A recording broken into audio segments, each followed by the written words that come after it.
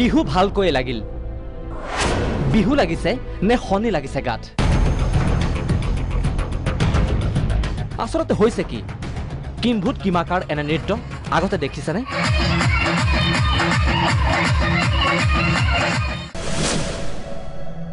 নাচি থকা অপ্সৰা কেইজনীও হয়তো নাজানে এয়া কি নৃত্য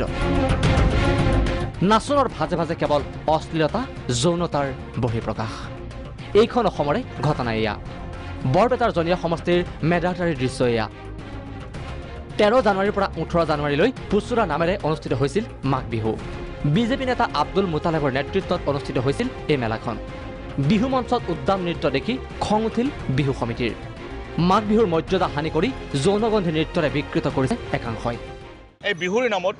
বিশেষকৈ যোৱা পৰহি যেটো কাণ্ড সংঘটিত হ'ল মেডিটাৰী এই লজ্জাজনক পিছে নৃত্যৰ পুৰস্কাৰ লাভ কৰিলে এওঁলোকে লাঠিৰে কুবাই কুবাই মঞ্চতে পুৰস্কৃত কৰা হ'ল মই মঞ্চৰ পৰা নামি গৈ নিজে দৌৰি গৈছিলোঁ সেই ডেন্সৰ সেইখিনিত